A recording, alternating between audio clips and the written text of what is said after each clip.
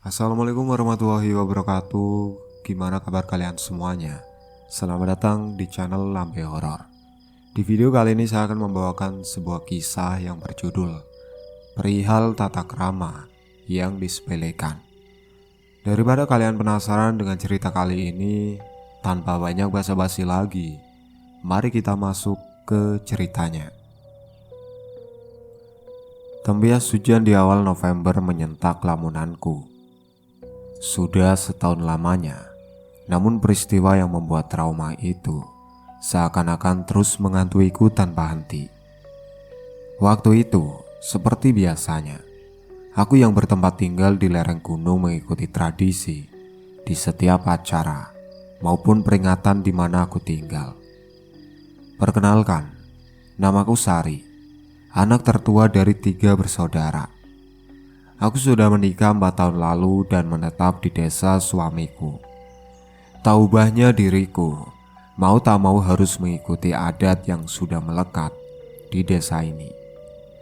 Saat ini aku tengah memasak di acara hajatan orang, atau yang lebih familiar di sini dengan sebutan nyinom. Nyinom biasanya dilakukan 5-7 hari di rumah seseorang yang tengah mengadakan hajat, seperti pernikahan atau sunat. Awal mula aku nyinom bersama tetangga yang lain, biasa-biasa saja.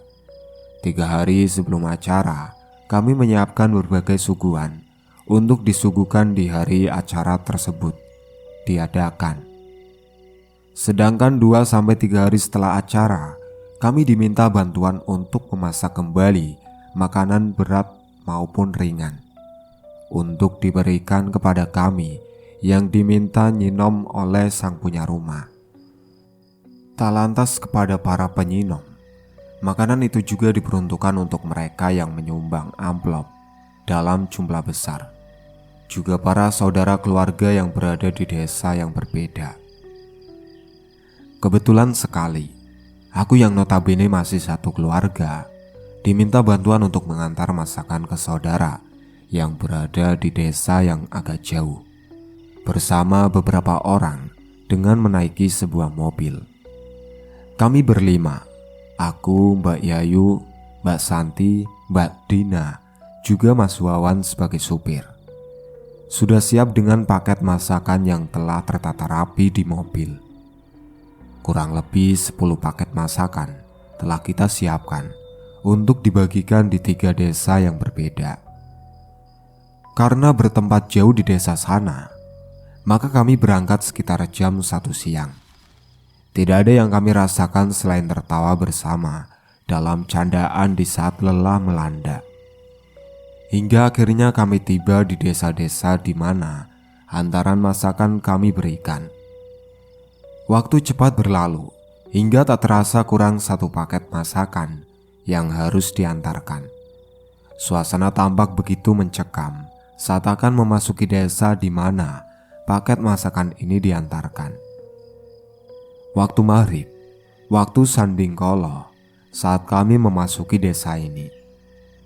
Setelah sampai tujuan, kami melepas penat sejenak, meminum teh sambil bercanda dengan yang punya rumah, hingga adzan Isya berkumandang, dan akhirnya kami berpamitan. Sayup-sayup terdengar suara hewan malam bersautan.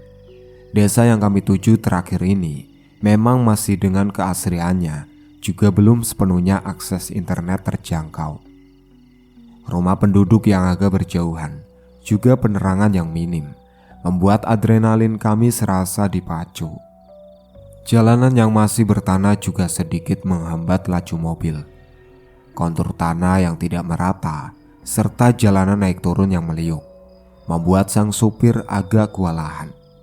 Hingga tiba-tiba, "Loh, kok berhenti Mas Wawan?" tanya Mbak Winda. "Bannya kok kayak kempes. Coba turun 1 orang, terus ambil batu buat ganjalan," pinta Mas Wawan. "Enggih, bentar," jawab Mbak Yayu yang berada di samping pintu. Mbak Yayu lantas menuruti apa yang diminta oleh Mas Wawan. Kami pun turun, penasaran apa yang sebenarnya terjadi. Namun setelah dicek, Tidak ada yang perlu dikhawatirkan ternyata. Kami pun naik lagi ke mobil, sedangkan Mbak Yayu mengembalikan kembali batu yang dia gunakan sebagai ganjalan ban. Perjalanan nampak biasa saja saat Pak sopir melajukan kendaraan ini.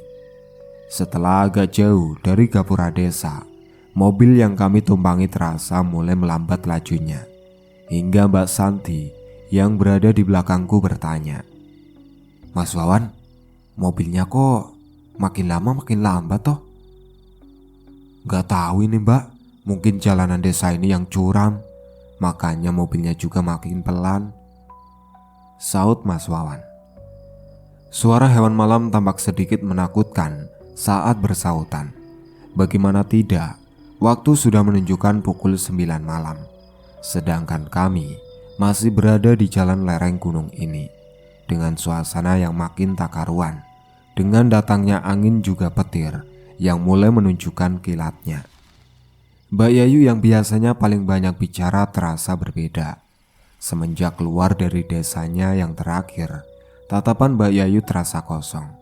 Lantas aku pun menyuruh Mbak Dina yang berada di sampingku untuk bertanya bagaimana keadaannya. Hanya sebuah senyuman yang keluar dari mulutnya, lalu berkata kalau dirinya lelah dan mengantuk. Aku dan Mbak Dina mengiyakannya, meski tak dapat dipungkiri kalau aku dan Mbak Dina sepakat bahwa ada yang tidak beres dengan Mbak Yayu. Dan tiba-tiba, "Astagfirullahaladzim, ya Allah, astagfirullah, kenapa Mas?" Mas Wawan menghentikan mobilnya mendadak, sehingga kami yang berada di bangku belakang merasa kaget. Mas Wawan kemudian hendak turun setelah menghentikan mobilnya. Namun itu terhenti setelah Mbak Santi yang berada di belakangku mencegahnya. "Mas mau kemana?" "Mau turun sebentar, tadi kayaknya aku nabrak sesuatu deh," jawabnya. "Jangan, kita terusin aja perjalanan ini. Jangan toleh-toleh apapun," seloroh Mbak Santi. Lantas karena kebingungan, aku lalu menoleh ke Mbak Santi yang berada di belakangku. Seperti dikomando, Mbak Santi mengedipkan matanya padaku, lalu memicingkan matanya ke arah Mbak Yayu. Seketika aku paham dengan apa yang Mbak Santi maksud. Mbak Santi kemudian duduk di kursi setelah aku duduk di kursi depan, dekat Mas Wawan, tanpa turun dari mobil. Keadaan kembali mencekam setelah tiba-tiba melintas sesuatu bayangan yang tak dapat kami cerna. Akhirnya dengan doa yang terus terucap, kami melanjutkan perjalanan hingga melewati daerah yang cukup menakutkan ini. 1/4 jam kemudian kami sampai di jalanan besar. Meski raut ketegangan antara kami masih terlihat, namun kami mengucapkan syukur. Setidaknya kami tidak merasa sendirian melewati jalanan pulang ini. Pukul 10 lebih kami tiba di turunan jalan menuju desa tempat kami tinggal. Ingin rasanya cepat sampai di rumah dan merebahkan badan yang cukup melelahkan ini. Saat akan memasuki gapura desa, kulihat di pantulan kaca spion mobil nampak bayangan yang menakutkan. Namun dengan keberanian yang kukumpulkan, aku hanya diam dan mengalihkan pandanganku dengan menunduk. Setelah kami sampai di rumah orang yang mempunyai hajat, kami lantas menurunkan tempat yang digunakan untuk mengantarkan masakan dan memasukkannya ke dalam rumah. Mbak Yayu tampak dingin sekali saat membantu kami membawa tempat masakan itu. Sampai-sampai di antara kami tidak ada yang berani untuk menyapanya. Kami pun makan-makan dulu sebelum pulang atas perintah yang punya rumah. Awalnya kami merasa Mbak Yayu mungkin kelelahan, hingga sikapnya agak berbeda. Namun tanpa kami duga, keanehan-keanehan mulai nampak dari perilaku yang tak biasanya. Mbak Yayu yang selalu mempertimbangkan porsi makanan kini tampak cuek. Saat mengambil makanan, Mbak Yayu tampak tidak memperhatikan kalau makanannya terlalu banyak untuk porsi seorang perempuan. Kami memakluminya karena kami pun juga mengambil banyak, walau tak sebanyak Mbak Yayu. Namun, kami baru merasa kalau Mbak Yayu ini kenapa-napa saat baru saja kami makan beberapa sendok makanan, tetapi Mbak Yayu sudah selesai dan hendak menambah porsi lagi. Tak tanggung-tanggung, dalam porsi besar, kembali Mbak Yayu ambil dan memakannya dengan sangat lahap. Kami yang merasa agak sedikit terkejut lantas mempercepat makan kami. Saat Mbak Yayu hendak mengambil lagi makanan yang sudah disiapkan, Mas Wawan lantas mencegahnya, lalu menarik tangan Mbak Yayu dan berpamitan kepada yang punya rumah. Sepanjang perjalanan kami hanya diam. Aku, Mas Wawan dan Mbak Yayu pulang bersama, sedangkan Mbak Santi dan Mbak Dina dijemput oleh keluarga mereka. Rumahku, Mbak Yayu, dan Mas Wawan kebetulan satu arah dan tetanggaan. Sepanjang perjalanan kami hanya diam tanpa suara. Mas Wawan yang sepertinya tahu sesuatu memberi isyarat padaku. Setelah kami sampai di depan rumahku, Mas Wawan membisikkan sesuatu padaku yang langsung kuanggukan kepala. Sedang secepat kilat Mas Wawan menarik tangan Mbak Yayu lalu memastikan keadaannya aman setelah memberikannya pada keluarganya. Secara kebetulan jendela kamarku dan kamar Mbak Yayu berhadapan, sedangkan rumah Mas Wawan berada di sisi lain rumahku. Suara orang yang tengah menyenandungkan tembang Jawa lamat-lamat ku dengar di pukul 2 dini hari.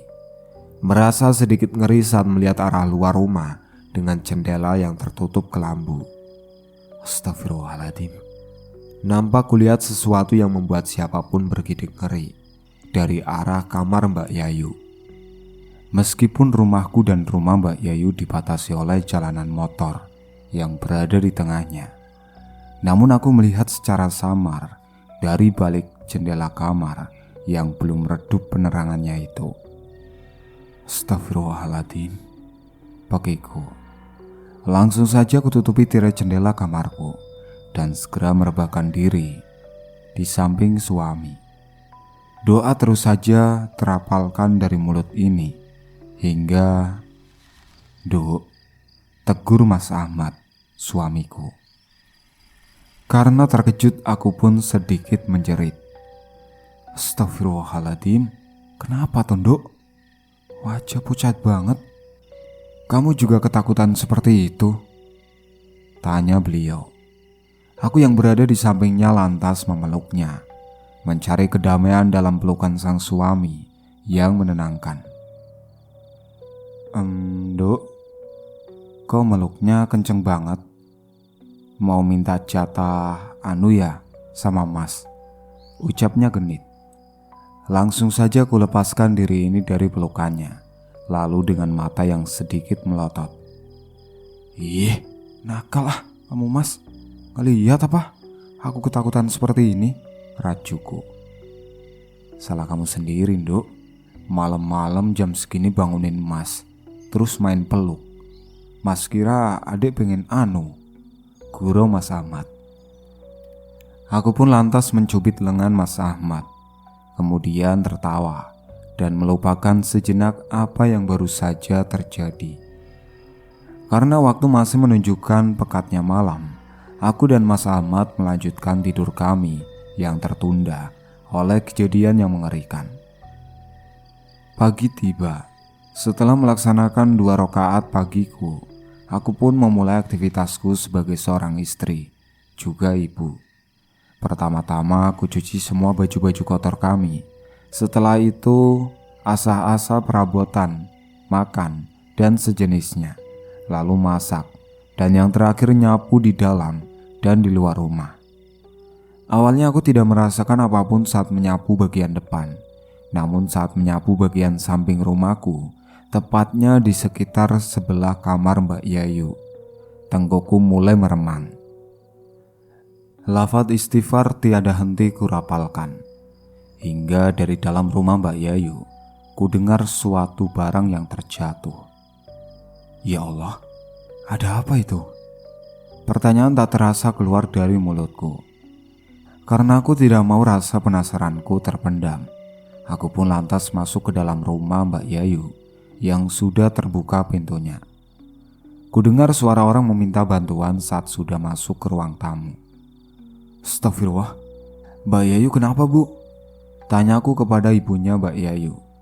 Iya, Mbak Yayu hanya tinggal bersama ibunya setelah dicerai oleh suaminya karena tak kunjung memiliki momongan setelah 7 tahun lamanya menikah.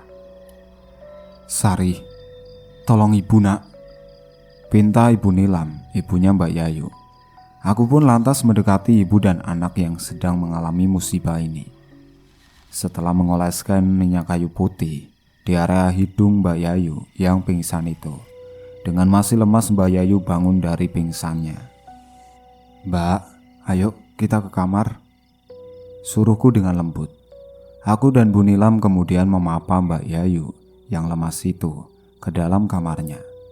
Setelah memastikan keadaannya baik, aku pun meminta Bu Nilam untuk keluar dari kamar ini.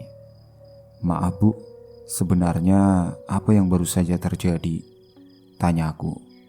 Ibu Nilam tampak menghirup udara dengan berat, lalu melepaskannya dari mulut secara perlahan. Ibu juga nggak tahu Sar, semenjak malam tadi sikap Yayu begitu berbeda, dingin sekali, ujar Bu Nilam. Aku tampak manggut-manggut mendengar cerita Bu Nilam, lalu bergidik ngeri saat Bu Nilam menceritakan tentang suara orang menembangkan lagu Jawa malam tadi. Karena tidak ingin membuat suasana pagi yang menyejukkan ini, kuputuskan untuk tidak menceritakan tentang hal aneh yang sama-sama aku rasakan. Aku pun lantas pamit setelah melihat keadaan Mbak Yayu. Setelah sampai di rumah, segera kunyakan bokong ini di kursi ruang tamu. Kuedarkan penglihatanku mencari malaikat kecil yang biasanya sudah mengoceh minta disuapi. Nilna, panggilku pada putri kecilku. Karena tidak mendapat sautan, kulangkahkan kaki ini menuju kamarnya yang memang sudah terpisah tidurnya dari kamar orang tuanya. Betapa terkejutnya saat kulihat putri tercintaku sedang dikompres Mas Ahmad, bapaknya. Ya Allah, kenapa ini Mas? Tanyaku khawatir pada Mas Ahmad. Tadi Nilna teriak ketakutan, makanya Mas datang ke kamarnya dan melihat Nilna sudah jatuh dari kasurnya dan menangis sesenggukan, terangnya. Kupeluk badan mungil putri kecilku yang berusia 2,5 tahun ini. Kucium keningnya yang demam itu, lalu menemaninya tidur. Setelah Nilna terlelap, kulangkahkan kaki keluar dari kamar ini, lalu menutup pintu tanpa bersuara apapun. Mas, kok aku ngerasa ada yang aneh ya? Ucapku setelah duduk bersebelahan dengan suamiku. Maksudnya?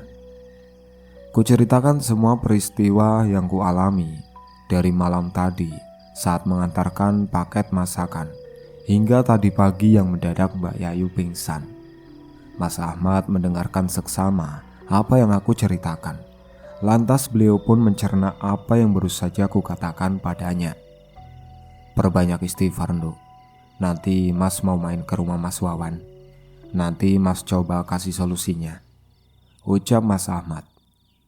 Saat sedang bergurau dengan suami, kudengar suara yang mengagetkan kami. Suara perabotan rumah jatuh dari arah dapur. Aku dan Mas Ahmad segera pergi ke dapur untuk mencari tahu gerangan. Benda apa yang jatuh sehingga menimbulkan suara yang keras. Kami mencari tahu benda apa yang terjatuh tadi. Namun saat bersamaan setelah memasuki dapur, kudengar suara tangis putriku. Aku dan Mas Ahmad langsung saja pergi menuju kamarnya. Nilna sayang, sudah bangun nak? Sapaku pada putri kecilku itu. Dengan manjanya Nilna memelukku sambil masih menangis.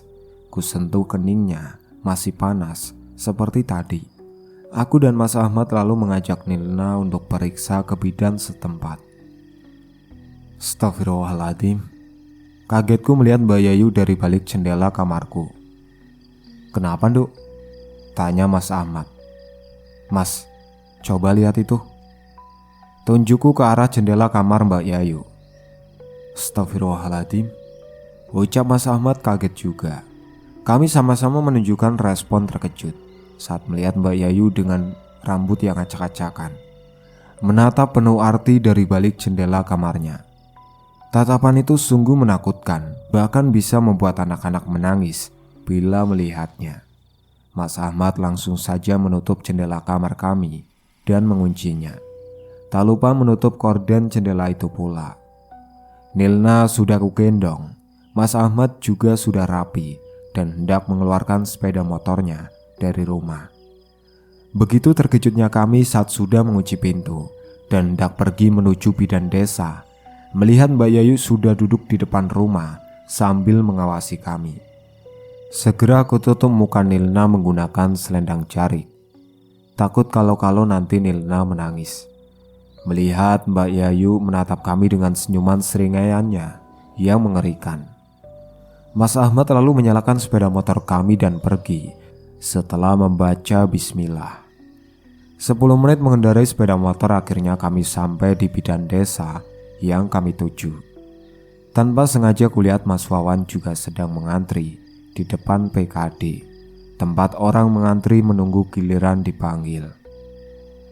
"Mas, itu Mas Wawan bukan?" tanyaku pada suami.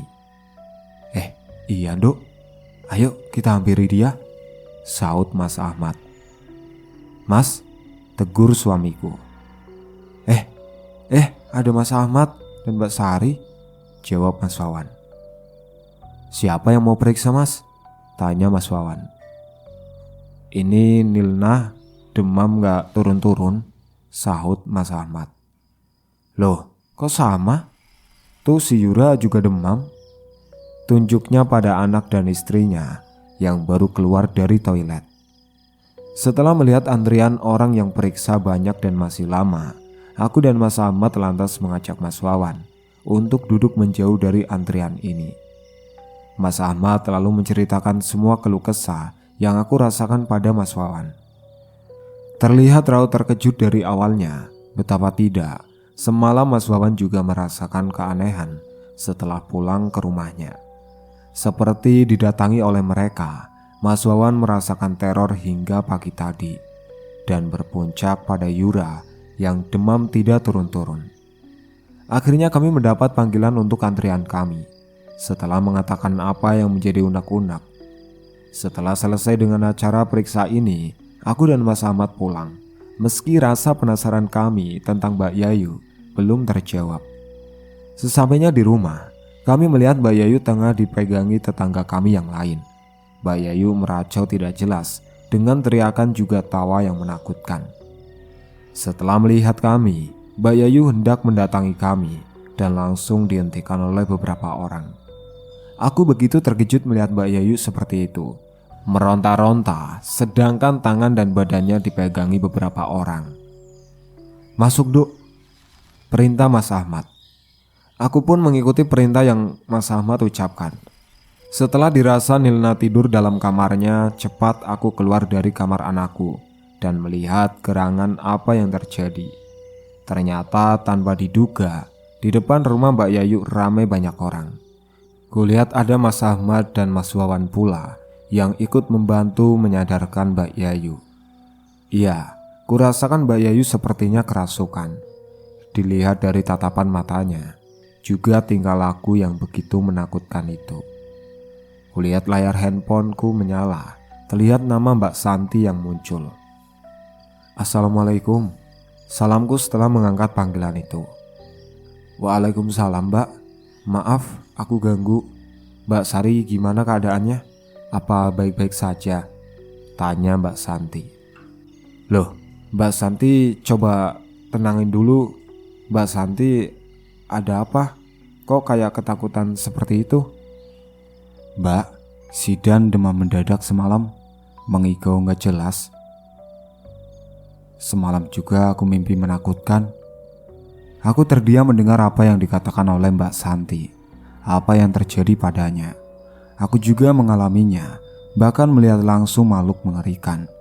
Aku berpikir apakah mungkin ada sangkut pautnya kejadian ini, mengingat aku, Mas Wawan, Mbak Yayu, dan Mbak Santi mengalami kejadian di luar nalar seperti ini.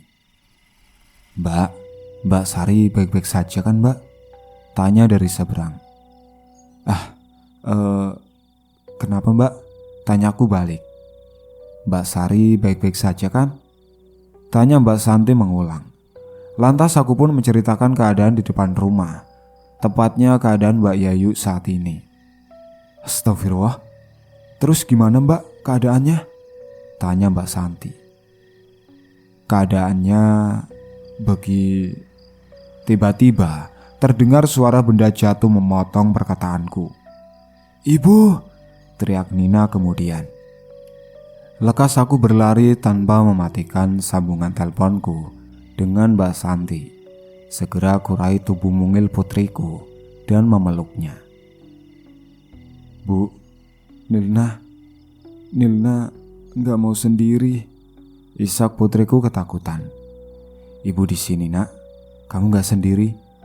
Ada ibu yang selalu menemanimu. Ucapku menenangkan. Begitu kuat pelukan Nina yang kurasakan. Tangisnya pun begitu menyayat hati. Sebenarnya apa yang terjadi pada putriku? Apa yang membuatnya seperti ini? Mimpi apa yang datang pula dalam tidurnya? Batinku, begitu banyak pertanyaan yang ingin segera ku tahu jawabannya. Terdengar suara jeritan Mbak Yayu yang menakutkan. Segera ku tutup telinga Nilna agar tak semakin takut mendengar kegaduhan dari luar. Ya Allah, sebenarnya apa yang terjadi? Mengapa keadaan tidak baik, bahkan semakin memburuk pula? Ada apa ini sebenarnya? Aku mohon ampuni atas segala dosa yang kuperbuat ya Allah. Batinku. Ibu kenapa menangis? Tanya Nilna kecilku. Tak terasa air mata menetes dengan sendirinya, hingga aku lupa bahwa saat ini aku tengah memeluk putriku. Kuusap dengan segera, lalu berkata, Ibu gak apa-apa sayang. Ibu sedih aja lihat Nilna nangis. Ibu sayang Nilna. Segera aku tidurkan kembali Nilna yang tampak masih mengantuk. Setengah jam kemudian Nilna tertidur pulas. Aku baru sadar setelah mencari handphoneku, ternyata aku belum mematikan sambungan telepon dari Mbak Santi karena terlalu gugup. Kulihat di layar handphone ternyata sudah ada Mbak Dina pula. Tak ubahnya seperti aku, Mas Wawan dan Mbak Santi, anak Mbak Dina, juga mengalami demam mendadak. Musibah yang menimpa kami begitu membuat terkejut. Anak-anak kami mendadak pagi harinya demam setelah bangun tidur. Di mana saat mereka tidur mereka sering terbangun dan menangis. Entah apa yang dimimpikan oleh anak-anak kami. Yang jelas keadaan ini begitu membuat kami bertanya-tanya, sebenarnya apa yang terjadi? Kami juga bingung dan prihatin melihat keadaan Mbak Yayu saat ini. Hingga akhirnya kami sepakat untuk mencari tahu gerangan apa yang membuat keadaan menjadi kacau seperti ini. Assalamualaikum, salam dari luar. Waalaikumsalam, jawabku. Baru saja aku menutup sambungan telepon dari Mbak Santi dan Mbak Dina. Suamiku, Mas Ahmad, pulang. Beliau mengatakan kalau Mbak Yayu sekarang diikat di kamarnya agar tidak mengganggu lagi. Astagfirullah mas, yang betul mas? Tanyaku tak percaya. Iya Nduk, tadi Mbak Yayu sempat memukul tangan mas dengan tongkat saat mas mencoba menenangkan dia. Bukan cuma mas Wawan, para warga, juga ibunya sendiri tadi jadi korbannya. Yang paling menyesakan saat tadi Bu Nilam mencoba untuk menenangkan Mbak Yayu. Bu Nilam ditendang Mbak Yayu hingga jatuh tersungkur. Mas tidak tega Nduk, terang Mas Ahmad. Astagfirullahaladzim, semoga semuanya lekas membaik ya. Lekas seperti sedia kala, lirihku. Mas, tadi aku bicara sama Mbak Santi dan Mbak Dina. Ternyata kita mengalami hal yang sama. Anak-anak kita mengalami demam pagi ini. Setelah semalam tidur dan bermimpi, lalu menangis, ucapku memberitahu. Mas Ahmad tampak mengernyitkan keningnya, lantas menghadap ke langit-langit, seperti sedang memikirkan sesuatu. Kejadian yang kalian alami sama persis. Tepatnya setelah kalian pulang dari mengantarkan paketan masakan yang diberikan.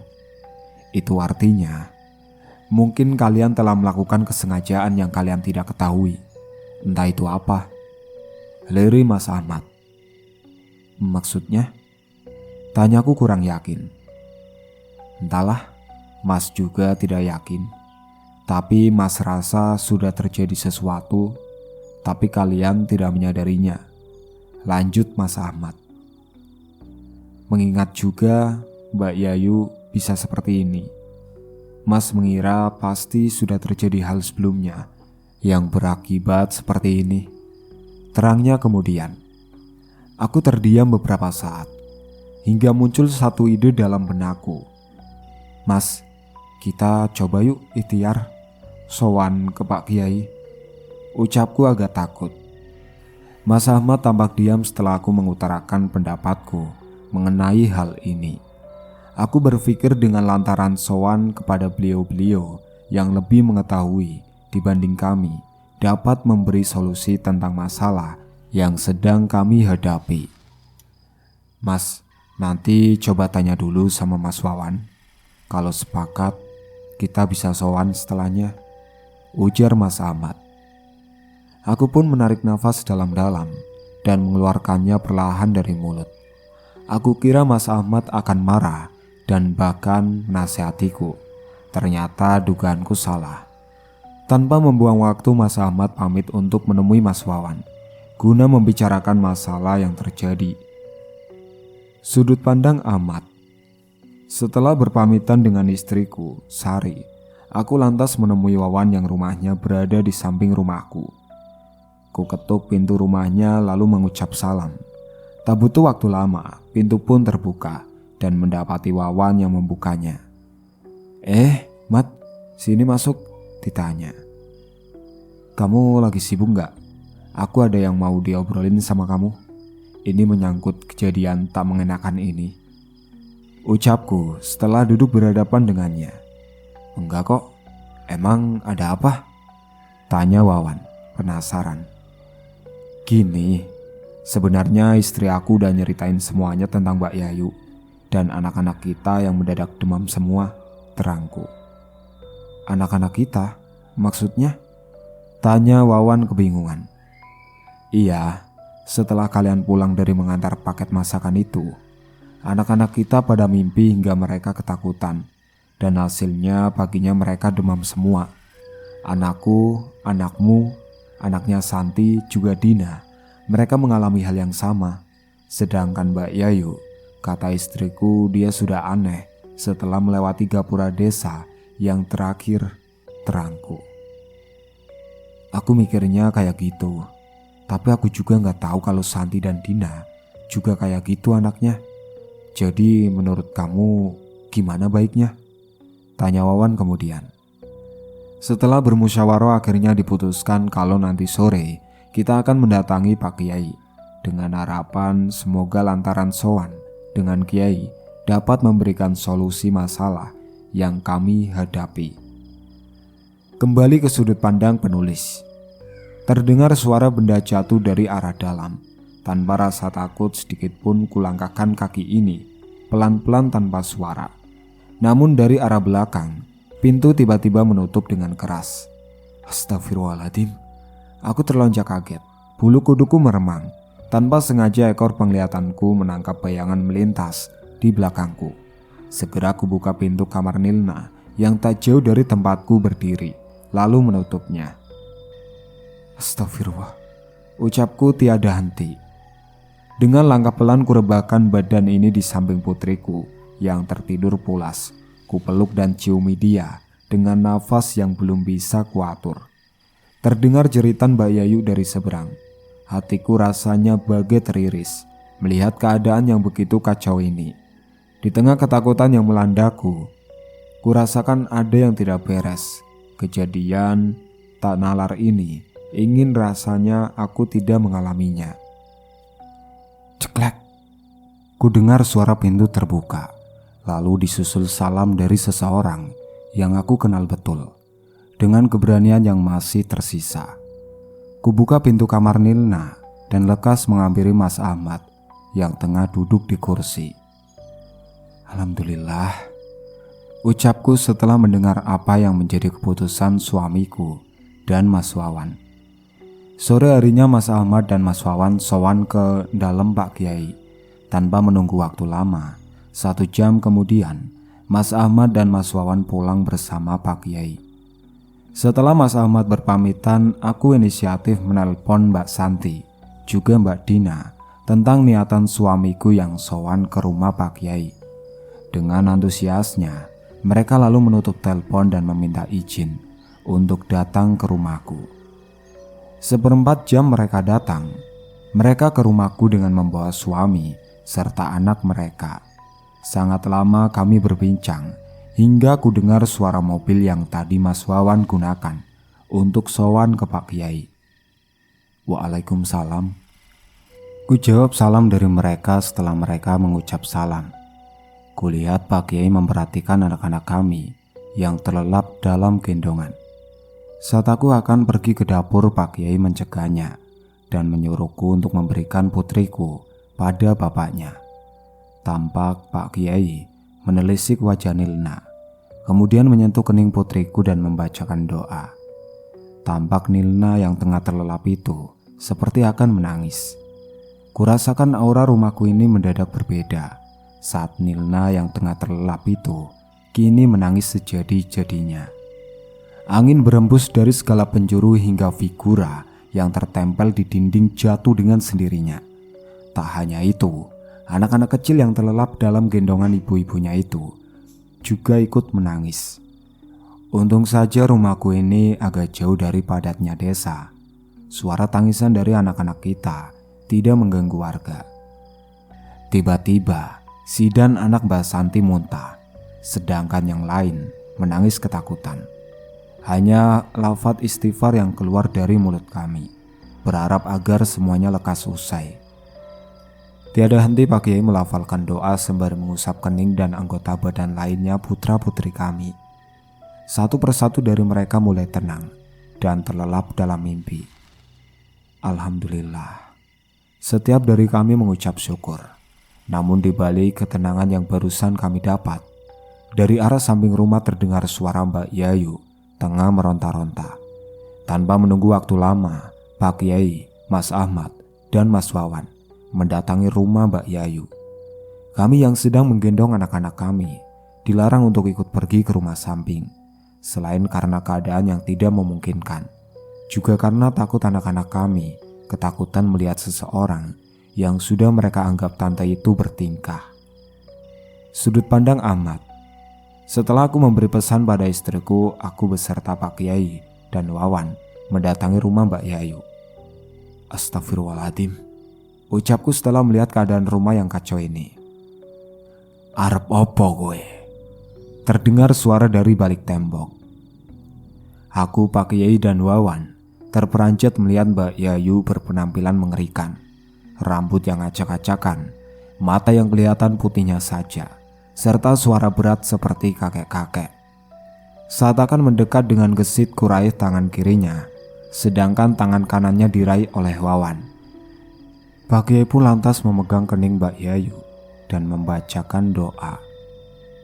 Sopo kowe wani-wani karo aku, lunga saka omahku, ojo pisan-pisan kowe rene meneh, tutur Mbak Yayu yang sedang kerasukan. Tampak Mbak Yayu merasakan panas sampai berguling-guling saat diobati oleh Pak Kiai. Hingga pada akhirnya, bocah kiye sembrono, jiko maesanku gawe ganjel motor tanpa klamet. Bocah kiye kudu ngrasakno opo sing mbok digawe. Atau yang berarti, anak ini kurang ajar, mengambil batu nisanku dan digunakan untuk mengganjal ban mobil tanpa permisi. Anak ini harus merasakan apa yang sudah dilakukan olehnya. Ucap Mbak Yayu yang tengah kerasukan itu. Akhirnya, makhluk yang merasuki Mbak Yayu mau keluar dan tidak lagi meneror keluarga kami, orang yang mengantar paket masakan. Setelah melewati perundingan yang cukup alot. Detik ini juga, tepatnya pukul 9 malam, aku, Wawan, Pak Kiai, dan Mbak Yayu pergi ke desa, di mana istri kami dulu mengantar paket masakan tersebut. 2 jam berlalu, dan sebentar lagi kami akan memasuki kawasan gapura desa yang kami tuju. Namun berada satu mobil dengan yang bukan dari bangsa kita membuat sedikit ngeri. Bagaimana tidak, mobil yang kami tumpangi hanya berjumlah 4 orang, tetapi sangat berat. Selain itu entah mengapa kami tidak tenang selama perjalanan. Dan yang paling membuat kami jengah, yakni saat makhluk yang merasuki Mbak Yayu tertawa dengan seringainya. Begitu menyeramkan tawa itu, membuat kami ketar-ketir. Tidak ada pembahasan apapun selama perjalanan, hingga dari jarak 20 meteran, kami melihat gapura desa yang kami tuju. Saat akan melewati gapura, bulu kuduku kembali meremang. Entah mengapa, tapi aku merasa ada yang mengawasi kami. Entah berpikir apa, tanpa sengaja kutoleh arah belakang dan menangkap sesuatu di penglihatanku. Astagfirullahaladzim, ucapku kaget. Banyakin istighfar Mas Ahmad, ujar Pak Kiai. Enggak Kiai, sautku. Shh, kenapa? Tanya Wawan berbisik. Tanpa diduga sosok makhluk mengerikan melintas di depan mobil kami. Hingga dengan cepat Wawan menginjak rem. Ya Allah, tak cukup di situ. Makhluk mengerikan yang lain tiba-tiba ngelengsot turun dari atas mobil kami, menunjukkan wajah seramnya dari balik kaca. Seketika kami menjerit meskipun kami adalah seorang laki-laki. Namun dengan pendirian yang teguh, Pak Kiai yang berada di belakang kami terus melafadzkan doa, memohon kepada Sang Kuasa agar bisa menghadapi cobaan di depan mata. Mas Wawan, Mas Ahmad, ayo keluar, titah Pak Kiai. Kami pun mengikuti beliau dengan jantung yang terus berdetak kencang. Dengan sigap Pak Kiai berjalan sambil memegangi Mbak Yayu yang kerasukan itu. Kami sadar, ternyata kami tengah berada di suatu makam. Kami tidak mengira bahwa ada makam di pinggir jalan tanpa adanya pembatas. Aku berpikir mungkin kemarin pas mobil Wawan berhenti dan mengharuskan untuk mengganjalnya dengan batu, Mbak Yayu asal mengambil batu yang ternyata sebuah batu nisan. Penerangan di sini juga kurang, sehingga bisa siapapun mengira tidak ada makam di tempat ini. Tanpa kami sadari, Mbak Yayu berjalan sendiri. Lalu setelah beberapa langkah seperti mencari sesuatu, Mbak Yayu berhenti dan mengambil sebuah batu berukuran besar. Mbak Yayu kemudian berjalan menuju salah satu makam yang terletak di pinggir jalan, lalu meletakkan batu itu tepat di sisi makam yang tidak ada penandanya. Setelah meletakkan batu itu, Mbak Yayu melihat ke arah kami dengan sorot mata yang menakutkan dan tawa yang membuat siapapun akan berlari. Aku dan Wawan sama-sama menundukkan kepala karena ketakutan, sedangkan Pak Kiai terus melafadzkan doa agar semuanya lekas selesai. Mbak Yayu seketika terjatuh setelah kurasa sosok makhluk mengerikan itu keluar dari tubuhnya. Tanpa menunggu waktu lama, kami menghampirinya, lalu mencoba membangunkan Mbak Yayu. Beberapa menit kemudian kami dapat membangunkan Mbak Yayu. Seketika Mbak Yayu menangis histeris karena takut. Kami pun lantas segera membawa Mbak Yayu masuk ke mobil dan pergi dari tempat ini secepatnya. Saat mobil Wawan putar balik, tampak angin kencang berembus. Hewan-hewan malam tak kalah juga dengan suaranya yang membuat ngeri. Kami pun pulang meski di dalam perjalanan yang masih satu kawasan ini, seringkali kami dibuat kaget dengan kejadian-kejadian yang sungguh memuakkan.